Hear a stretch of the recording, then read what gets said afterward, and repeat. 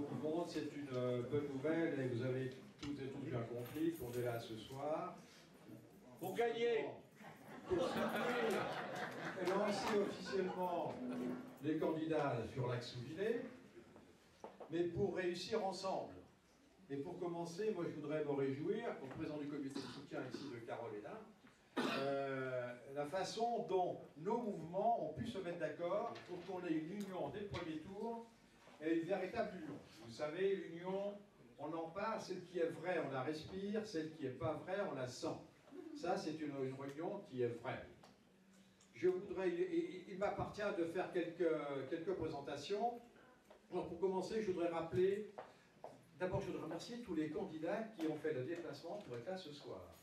Ils sont nombreux. Catherine, tu peux te lever. J'ai vu Martinique, tu peux se lever. On peut les applaudir.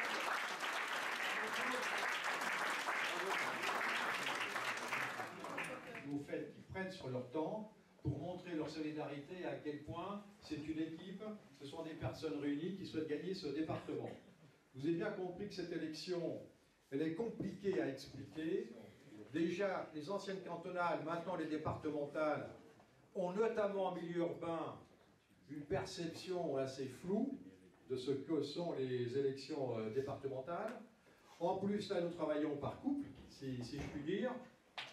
Bon, l'avantage, c'est que ça amène la parité, ce n'est pas négligeable, mais ce qui est compliqué, c'est expliquer à nos concitoyens que dans ces départementales, on vote pour 2 candidats à la fois et qui ont eux-mêmes leur suppléant.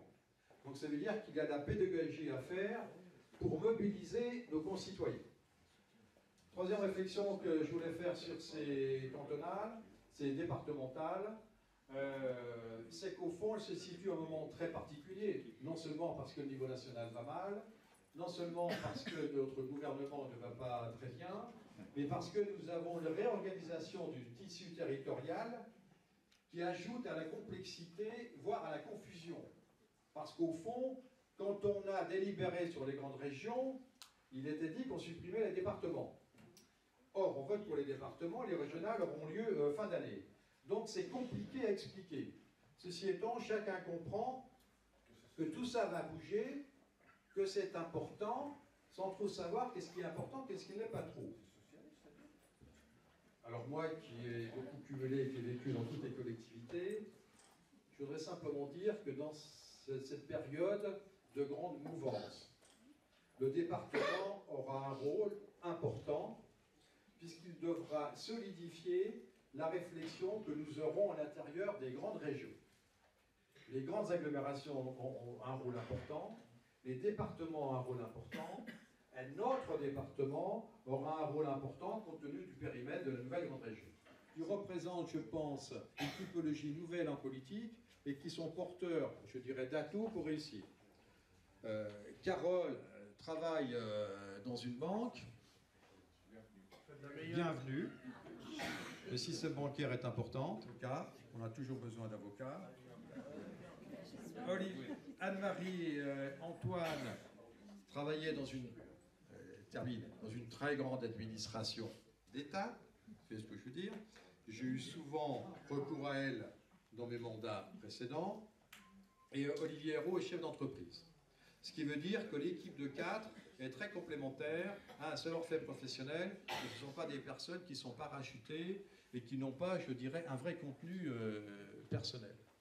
Et ils ont avec eux deux jeunes qui les aident, je voudrais les citer parce que c'est pas souvent qu'on cite ceux qui travaillent autour, c'est Samuel Perrier et Mathieu Linger.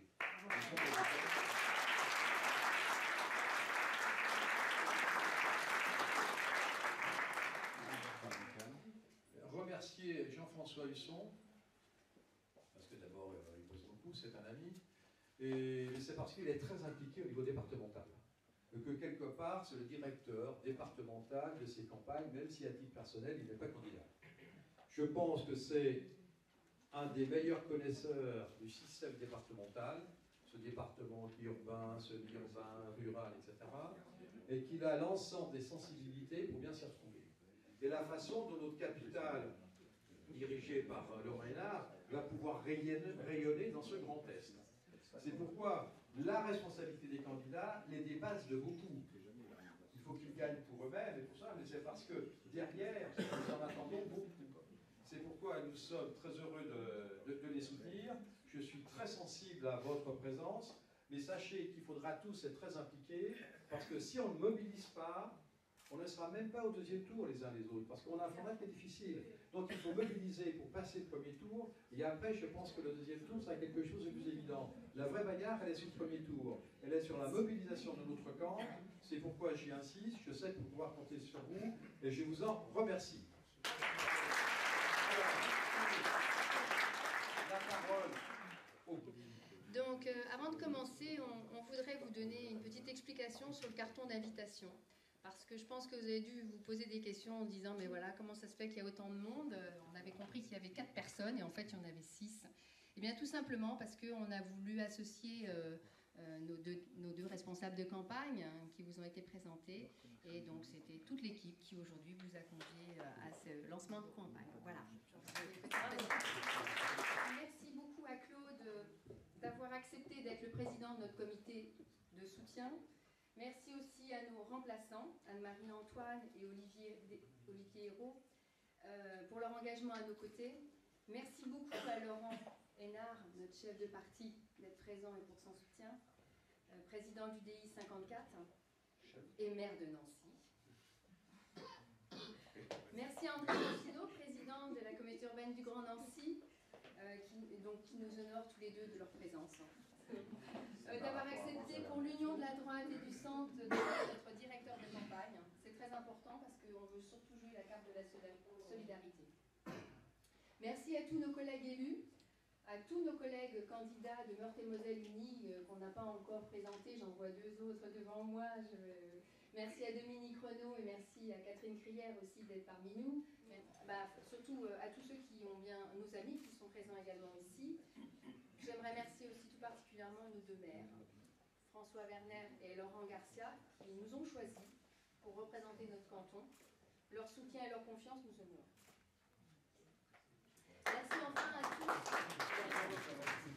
Merci enfin à tous de nous faire l'amitié d'être ici dans cette salle pour nous assurer votre soutien.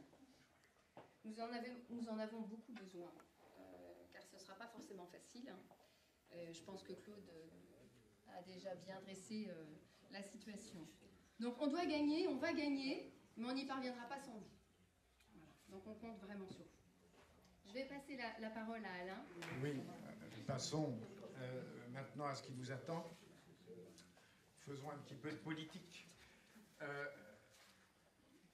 Nous avons, avec le sortant, dont vous savez qu'il est candidat à sa réélection, 2 points en commun. Le premier, c'est qu'il est socialiste, mais qu'il n'ose absolument plus vous le dire, et que nous, on n'est pas socialiste et qu'on ose vous le dire. Le second, c'est que l'un comme l'autre, nous n'avons aucun bilan. Nous, parce qu'on n'est pas élus, et ça c'est normal.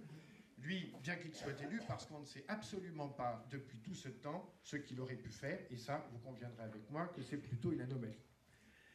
Alors, vous voyez d'ailleurs, pour certains qui l'ont peut-être eu dans leur boîte cette semaine, le magazine du canton, qu'il vient de distribuer, mais qui n'est en fait rien d'autre que son premier tract de campagne.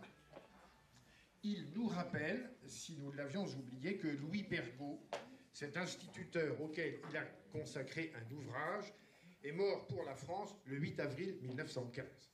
Alors, certes, on a tous, et j'en suis sûr, vous aussi, beaucoup de respect pour ce grand homme, mais franchement, en ces temps si difficiles... En mettant en œuvre la réforme territoriale intelligemment, en permettant à notre département d'être un moteur économique créateur d'emplois, tout ce que pendant tant d'années, les sortants socialistes ont totalement délaissé. Ni pour reconquérir notre territoire, dans le respect des valeurs républicaines, de liberté, d'égalité, de fraternité, d'humanisme et de laïcité. Très bien. L'homme est ce qu'il fait, pas ce qu'il est. Absolument que ce soit. J'en ai pour nous.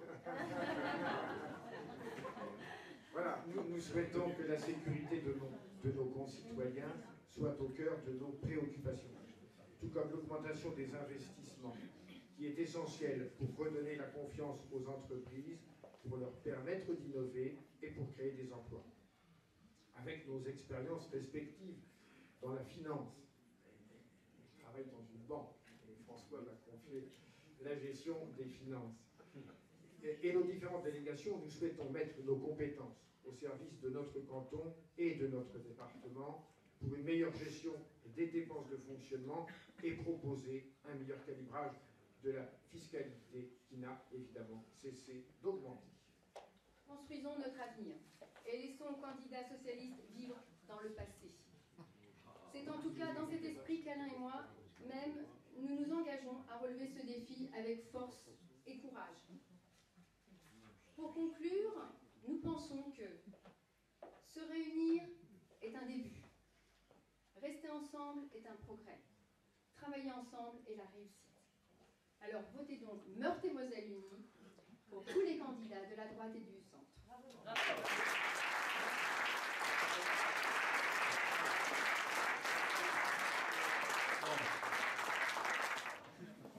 Donc, avec un 600, j'ai quand même demandé aux deux maires de s'exprimer. Donc, si François veut le faire. Oui, vous demandez peut-être, quelques-uns, je pense qu'ici tout le monde viendra voter, mais comme l'a dit Claude, on lutte d'abord contre l'abstention parce que beaucoup de gens se demandent à quoi bon aller voter. Donc ce que je voudrais dire aux Villarois, mais ça vaut aussi pour les Laxoviens, je voudrais leur dire, un jour de match du tournoi des 5 Nations, que nous avons besoin que vous transformiez l'essai. Que vous transformiez l'essai des municipales parce que vos maires, malgré leurs efforts et certainement leur talent, j'en doute pas, vos maires ne peuvent pas tout. Vos maires ne peuvent pas soutenir l'université de notre grande agglomération. Et nous en avons besoin aujourd'hui. Le département ne soutient plus l'université, le département ne soutient plus la vie étudiante. Vos maires ont besoin que l'on soutienne le développement économique du territoire. Aujourd'hui, le département, et Claude en sait quelque chose pour avoir été longtemps le moteur économique de ce département, le département ne soutient pas l'activité économique et ne vous y trompez pas dans les documents qui ont été distribués. Ce qui est présenté comme étant un soutien aux entreprises, c'est tout simplement de la commande publique, ce sont des travaux. Pas ça le soutien des entreprises. Le soutien des entreprises, c'est de faire développer des filières performantes. Le département ne soutient pas toute une série de petites choses de proximité. Je vais vous dire une chose, je vais vous raconter juste une toute petite anecdote. Mon prédécesseur et votre serviteur étaient d'accord sur au moins une chose, Alain, c'était que nous voulions mettre sur plusieurs points de Villers, 2 ou 3, pas plus, un dispositif tout bête, technique, qu'on voit d'ailleurs dans un certain nombre de pays où il y a beaucoup de bétail, qui permet d'empêcher aux sangliers de traverser les routes départementales. C'est trop cher. C'est trop cher pour moi. Je pourrais me dire, c'est parce que je suis droite. Non, c'était trop cher aussi pour Pascal Jacquemin. C'est trop cher. On n'a pas l'argent pour ça. Alors je vous invite juste à regarder l'évolution de votre feuille d'impôt depuis 10 ans et vous vous interrogerez en la regardant pour savoir si vraiment il n'y a pas moyen de poser 3 anti-sangliers dans Villers. Et je veux dire pourquoi il n'y a pas moyen de le faire. C'est tout simplement parce que les crédits partent ailleurs. Les crédits partent à des mirages ruraux. Les crédits partent à des pseudo-dessertes de Wi-Fi à haut débit au fin fond de notre zone rurale, que j'aime beaucoup, j'en viens d'ailleurs, et qui ne marchent pas. Voilà. Merci de l'accueil, François. Évidemment, bonne chance à Carole et Alain. Moi, je vois un signal positif, tel que Claude l'a dit. Il dit des mots gentils sur les municipales à Laxou. Moi, je note aussi que l'union de la droite, quand c'est fait intelligemment, correctement, avec passion et volonté, ça marche. Ça a été le cas à Villers, ça a été presque le cas à Laxou. Mais je veux voir quelque chose de très positif, c'est que, et Carole le sait bien, Claude Gaillard était le président du comité de soutien de notre équipe municipale. Donc c'est bon signe et c'est une des raisons qu'on a gagné. Donc là-dessus, beaucoup de points positifs. Alors, François l'a dit, oui, les communes ont besoin que la majorité départementale change, oui. Comme pour qu'on puisse travailler mieux. Mais comme je pense que le président Rossignol le dira dans un instant aussi, il faut que cette majorité départementale change parce que au niveau du Grand Nancy, on a besoin que ça change. C'est compliqué. On est considéré au niveau du Grand Nancy comme l'ont toujours été nos communes un peu sur certains bastions, comme des bastions surtout à prendre, à faire basculer, à reprendre parce que la gauche se sent un petit peu chez elle. Et l'opposant sortant socialiste à cela de redoutable, et Alain l'a dit mieux que personne, c'est vrai qu'il n'a pas de bilan, il est sympa, il est tout ce qu'on veut, c'est pour ça que ce sera difficile, c'est pour ça qu'il faut être mobilisé, c'est pour ça qu'il faut voter, faire voter et continuer à rassembler pour que ça gagne le 29 mars. Enfin. Je voudrais dire d'abord que je suis très heureux de le voir reprendre du service. Alors au-delà de la capacité qu'il a à dire les choses en vérité, parfois d'ailleurs en vérité. C'est pas toujours agréable, ça gratte un peu, ça a du mal à passer, mais au moins il le dit, et puis derrière, quand on demande un coup de main, il est là. Je préfère les gens qui disent les choses franchement, et qui sont au feu quand ça commence à sentir la poudre. Et puis parce qu'il est là, ça redonne à nos réunions une ambiance de famille, et je pense que nous aurons besoin d'aller au feu avec l'esprit de famille. L'esprit de famille, c'est d'abord l'unité. Je pense que c'est intéressant de souligner que ça fait longtemps qu'on n'avait pas eu des départementales où toutes les familles politiques de la droite et du centre étaient unies. Que ce soit l'UMP, Valérie, Jean-François, Philippe, que ce soit l'UDI, que ce soit le MoDem, Daniel, on a voulu faire en sorte qu'il y ait des candidatures d'union de l'opposition départementale parce qu'on avait le sentiment d'abord qu'il fallait être crédible. Il ne suffit pas de dire ça fait 17 ans, les socialistes au département c'est les mêmes qu'à Paris, ils recrutent des fonctionnaires, ils augmentent les impôts, quand ils n'en peuvent plus, la machine est à terre, elle n'a plus de capacité d'investissement, elle ne pense plus à l'avenir, elle ne regarde plus devant. Il ne suffit pas d'avoir des critiques à faire pour que l'alternance se fasse, il faut aussi créer la confiance. Il faut aussi montrer qu'on a la capacité à assumer les destinées de la collectivité à laquelle on aspire. Et je crois que la première nécessité de notre rassemblement, c'était celle-là. C'était de montrer qu'il y avait de la place pour toutes les sensibilités du centre et de la droite, de la place aussi d'ailleurs pour des candidatures indépendantes, parce que beaucoup des candidats investis comme titulaires dans les 23 cantons n'ont pas de carte, n'ont pas d'engagement partisan, mais ils arrivent avec la crédibilité de leur parcours, d'élus locaux enracinés, d'acteurs économiques ou associatifs, et c'est important de le dire.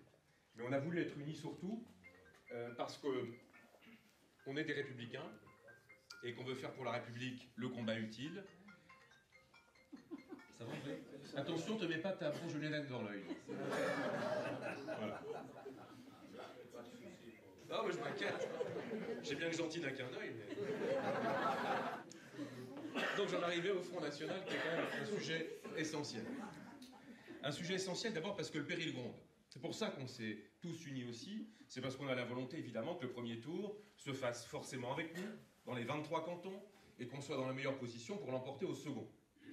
Et ne sous-estimez pas la capacité qu'ont les socialistes, régulièrement, d'abord à faire monter le Front National, parce que regardez l'histoire de la République depuis mai 81.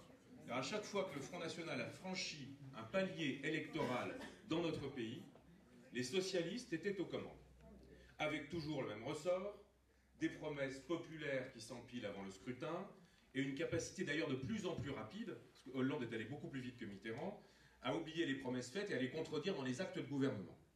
Et évidemment, forcément, quand le chômage monte, que l'économie est en panne, que les Français voient qu'on se fait doubler par l'Angleterre au classement des grandes puissances économiques, quand nos concitoyens voient que les reniements s'accumulent, les abandons de promesses se multiplient, ça aboutit à de l'abstention, une colère froide, où ça aboutit à un sentiment de révolte, et cette révolte, cette colère révoltée, c'est l'extrême droite aujourd'hui qui, hélas, sait mieux que personne la capitaliser.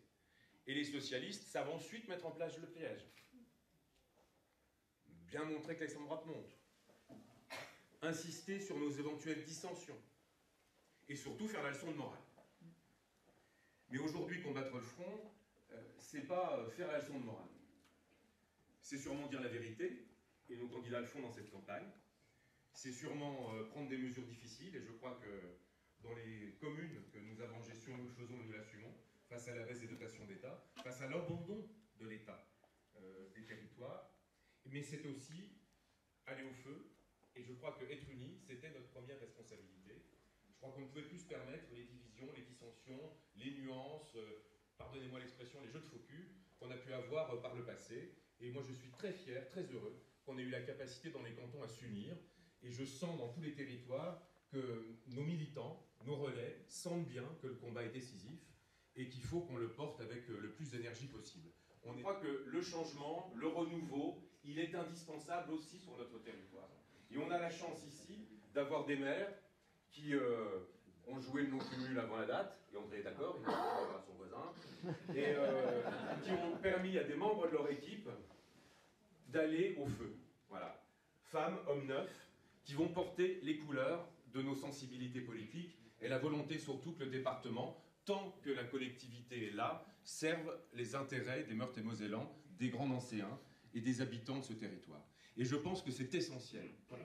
Il faut que nous ayons la volonté d'expliquer aux gens que ça vaut le coup d'aller voter, même s'ils ne savent plus à quoi sert un département et quelle est exactement la légitimité d'un canton. Il faut que nous expliquions aux gens que le péril du Front National, il est là, et que plus il y aura de votants, plus il sera contenu. Et il faut surtout que nous expliquions aux gens que chaque scrutin doit être utilisé pour redonner de la vigueur, de l'espoir, de la force à notre pays. Et je crois que c'est ce défi-là qui est devant nous, et qu'il faut qu'on le gagne ensemble. On est à la croisée des chemins. L'agglomération de Nancy est à la croisée des chemins dans une région plus grande, aux portes de l'Europe, avec des opportunités mais aussi des risques transfrontaliers. Le pays est à la croisée des chemins parce qu'on pourrait ne plus être demain la grande puissance que nous avons toujours été. C'est dans chaque canton, en mobilisant chaque électeur, qu'on sera à la hauteur de ce croisement historique qu'il faut qu'on assume. Qu'il faut qu'on assume parce qu'on aime notre pays, parce qu'on aime Villers, parce qu'on aime l'Axou et parce qu'on aime le Grand Nancy, Monsieur le Président. Voilà. Haut les cœurs.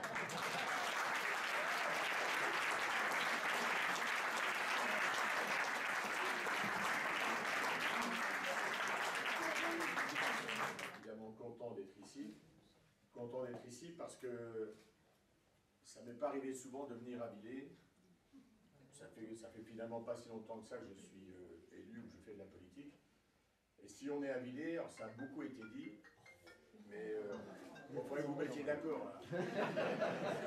Philippe, t'arrêtes d'appeler André ou André t'arrête d'appeler si tu veux que je peux ne rien dire. Je n'y suis pour rien. Tu as fait un bon diagnostic. Hein. Oui, mon filou. Non, c'est pas moi, j'ai les mains. De l'autre côté, il n'y a pas de portail. Vous avez soif, non? On va quand même rester sur des choses sérieuses parce que, à la fois, il faut savoir sourire, mais je pense, en tous les cas, je le sens en étant rentré dans cette salle. On est ici, finalement, sur une terre de succès qui viennent de loin et qui sont, je dirais, incarnés différemment. Villers, je regardais et j'écoutais François. Villers, on a l'impression que le maire est enraciné depuis 10 ans. Ça fait pas un an qu'il est le maire. Claude le rappelait, ça n'a pas été simple à l'Axou. Hein, il y avait un petit peu comment dirais-je, de fréquence brouillée au premier tour. Il y a eu je dirais, une claque comme il fallait, c'est-à-dire un score sans appel, une belle victoire, et maintenant en avant-marche. Et puis, pour ces élections départementales, où dans le département où nous avons perdu, je dirais, les rênes depuis 1998, nous avions, je pense, un préalable qui était de construire l'unité. Depuis 1998, peu importe les raisons, elle ne s'est jamais faite dans de bonnes conditions. Pour la première fois, nous avons tout fait pour répondre à ce préalable, dont je pense qu'il est pour nous, en tous les cas pour les responsables, un devoir, et qu'il est le seul sésame pour nous permettre de gagner. Sans unité, c'est au-delà de l'union, je dis bien, sans unité, il n'est pas possible de gagner. Et finalement, l'unité, elle doit être à la fois alors, un état d'esprit, elle doit se retrouver dans les objectifs, elle doit se retrouver dans le projet, dans le programme, elle doit se retrouver dans la constitution des équipes et dans l'envie de faire. Et je pense pouvoir dire que depuis 1 mois et demi, de ce côté-là, et comme sur d'autres côtés d'ailleurs, mais on fait plutôt la course en tête.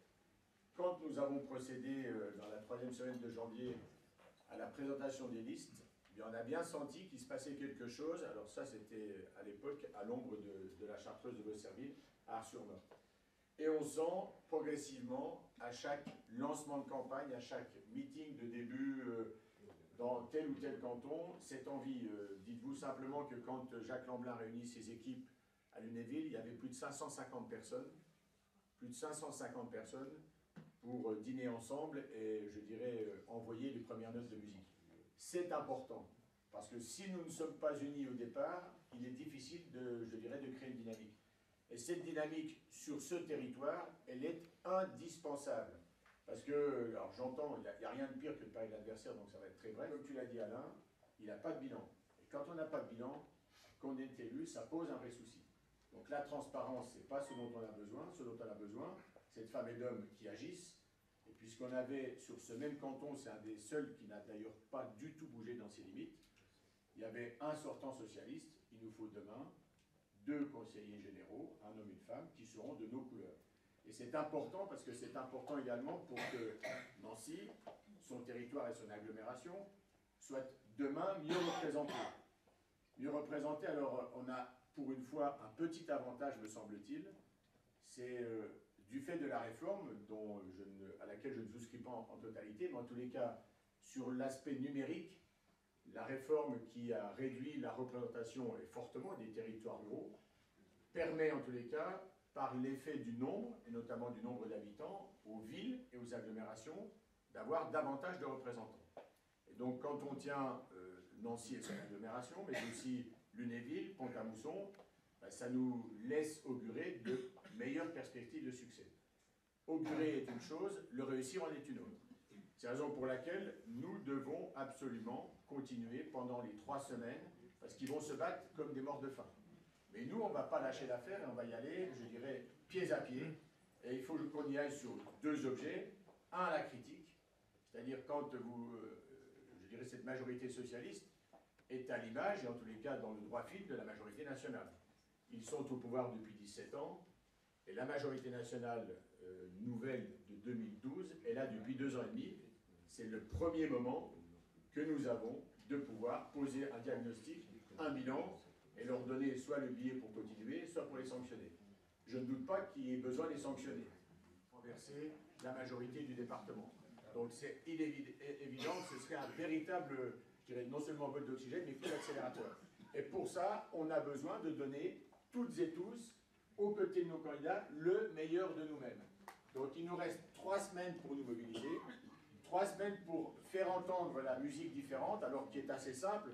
Aujourd'hui, de toute façon, quand vous regardez bien le Conseil général de Meurthe-et-Moselle, ça fait un moment qu'il a abandonné le territoire de l'agglomération nancéenne, sauf pour une chose, prendre de l'impôt. 50% de l'impôt, grosso modo, vient du Grand Nancy, même pas de l'agglomération, du Grand Nancy. Donc, je prends dans la poche du contribuable du Grand Nancy, je vais faire mon marché, je vais acheter ailleurs à bon compte, voire je me lance dans des programmes assez aventureux, genre la Cité des paysages à Sion. Moi, j'ai beaucoup de respect et j'aime beaucoup la commune de Sion et son patrimoine, mais des millions d'euros dépensés pour ne pas avoir de programme d'animation touristique, je trouve que c'est du gaspillage. Nous avons tout ça aujourd'hui sur le territoire de l'agglomération nancéenne ou ailleurs. Toul, Lunéville, Ludre, Longwy, Pont-à-Mousson. À un moment donné, il faut être sérieux. Et puis, on le disait ce matin, imaginez qu'il y a 1 an, subrepticement, le Conseil général prévoyait de financer 157 000 € pour réaliser un crapauduc à Vendéville.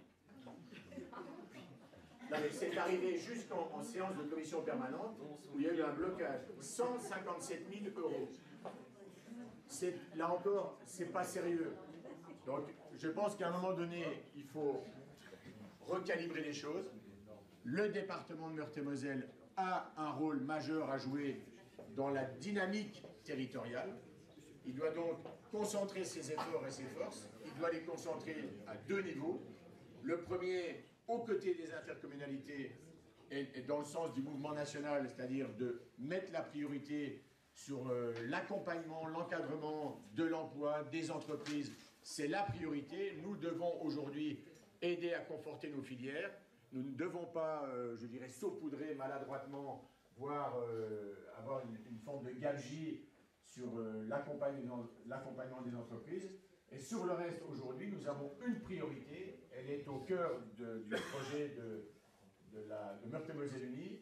c'est de faire en sorte de relancer l'investissement public porté par les collectivités. Plus de 70% de Laurent a prévu une chose, 50% de dotation supplémentaire, c'est-à-dire qu'on reviendra au niveau du soutien des années 2008, parce qu'aujourd'hui, si la France a perdu plus de 70 000 emplois dans le bâtiment de travaux publics, c'est bien depuis l'arrivée de François Hollande.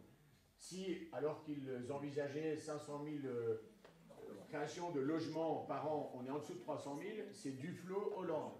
Donc c'est, je dirais, ces gouvernements successifs qui aujourd'hui ont échoué, nous avons la possibilité de les sanctionner. Je pense que nous avons aujourd'hui le devoir de reprendre la main en redonnant des possibilités aux élus, femmes et hommes de nos territoires, dans nos départements, de redonner force, vitalité, courage et envie, pugnacité. Donc vous savez ce qu'il vous reste à faire. 3 semaines à fond les ballons et donner toutes les meilleures chances à Alain et Carole. Voilà. Merci. Moi,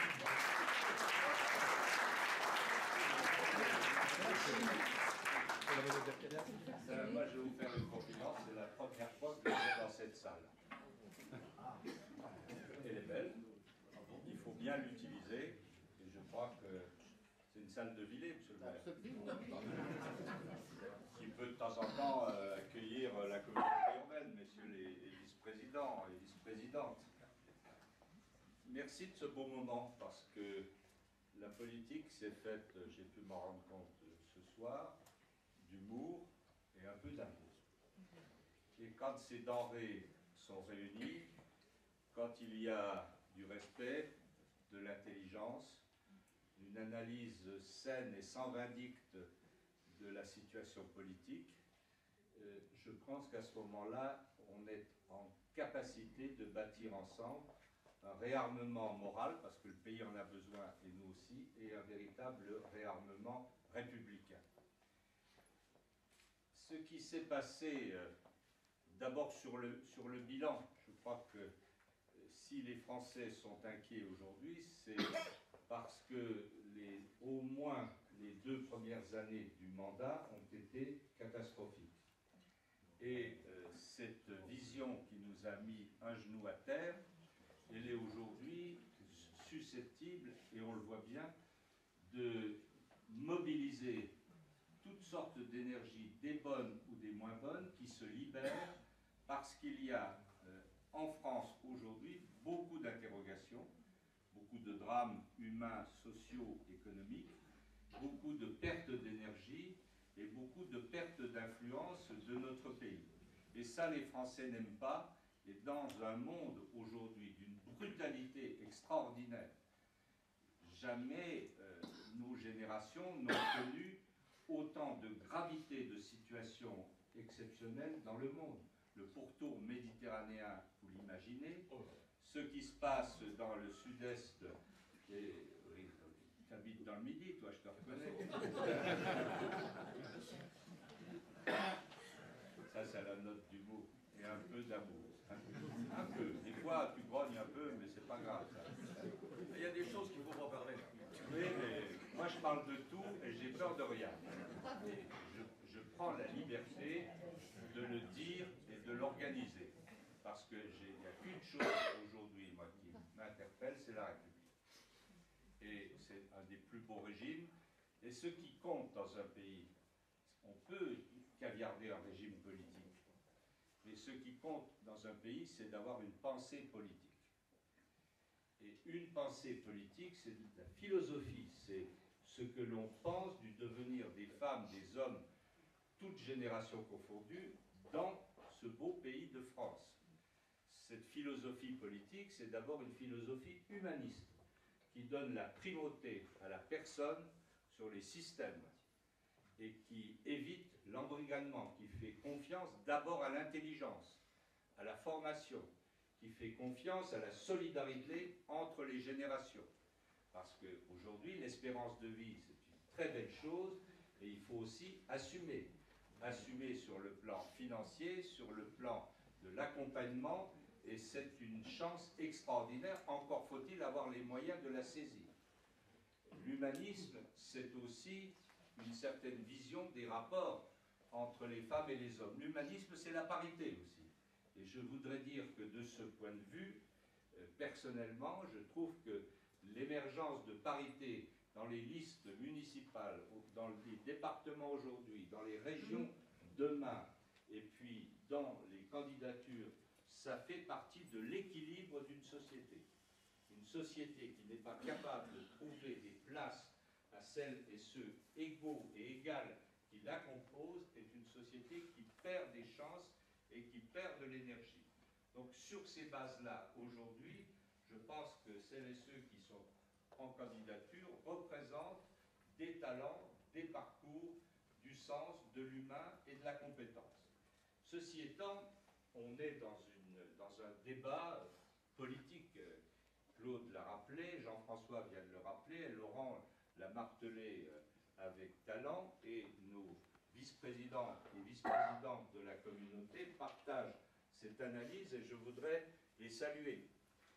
Laurent Garcia, d'abord, maire de Laxou, François Werner, Valérie, qui fait un beau parcours dans le domaine social et du logement au niveau de la communauté urbaine, Laurent, je ne sais pas vous le présenter ni à le défendre, il est assez grand pour le faire tout seul, mais j'ai un peu de fierté. Alors, je le dis rarement, mais aujourd'hui je lui dis, parce que c'est un grand maire, et je l'ai déjà dit dans d'autres lieux, qu'il sera un jour un homme d'État influent. Donc sur ces bases-là, il y a beaucoup de travail. Il n'y a pas des élections, il n'y a pas cette élection. Quand on est au fond des difficultés, chaque élection est aussi importante par rapport aux autres. La première qui aujourd'hui nous est donnée, après les municipales, qui ont été, plus d'ailleurs en France, dans d'autres régions que chez nous, un premier pas dans la reconquête des territoires. Parce que on a parlé tout à l'heure de la République des territoires. Et si j'ai lancé ce thème, y compris au niveau national, à travers mes responsabilités de vice-président de l'Association nationale des maires et de secrétaire général des grandes villes, c'est parce qu'il faut d'abord faire République dans les territoires dans lesquels on habite, où on travaille.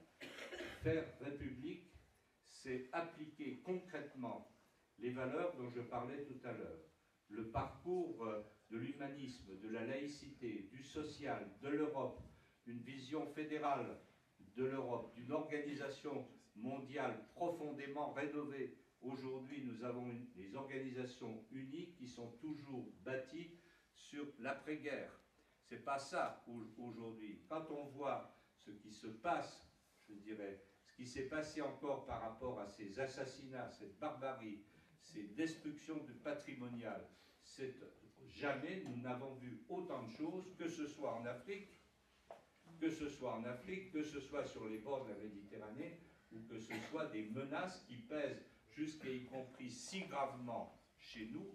Donc ça suscite de l'inquiétude, ça suscite de la peur, ça suscite du repli. Eh bien, lorsqu'on est des femmes et des hommes responsables, et vous l'êtes toutes et tous ici, on est debout. On est debout et on fait face. On explique autour de soi, on explique aux plus jeunes, on explique aux aînés qu'il ne faut pas se replier dans une violence et dans une situation de refus de porter l'avenir.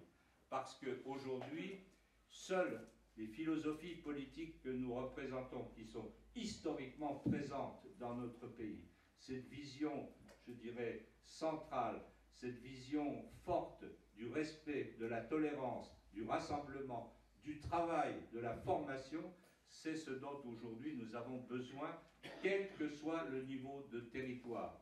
Le territoire du canton, dans l'agglomération, et ici, j'espère que non seulement vous allez faire un carton sur ce canton, j'espère aussi qu'il y en aura un, paradoxalement, sur Vendœuvre, et je mets tous mes espoirs dans cette reconquête de Vendœuvre. Et je pense qu'il faut aider les amis de Vendœuvre. C'était pas évident, hein, tout le monde connaît, bon, mais un peu de patience, un peu de...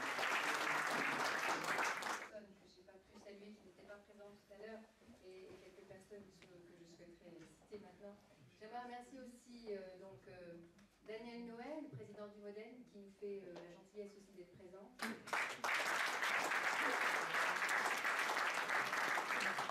Mireille Gazin, qui est présidente du Parti radical.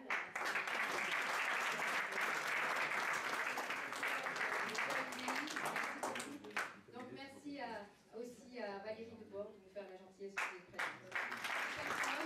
Je redonne la parole à Claude Gaillard pour le petit mot de la fin. Nous avons bien compris une ambiance très très particulière. On a 3 semaines, ça va aller vite. Aujourd'hui, nos concitoyens n'ont pas du tout en tête les départementales. On va ça en tête. Donc ça va aller très vite. Et ce soir, grâce à vous, grâce à nos grands soutiens, si je puis dire, vous êtes quand même vernis parce que vous avez que des gens de qualité qui vous soutiennent, ce qui démontre que vous avez des qualités. C'est pourquoi je le dis à Carole, à Alain, à Marie et à Olivier, qui démarre cette campagne dans les meilleures conditions, ainsi que les autres candidats ici présents.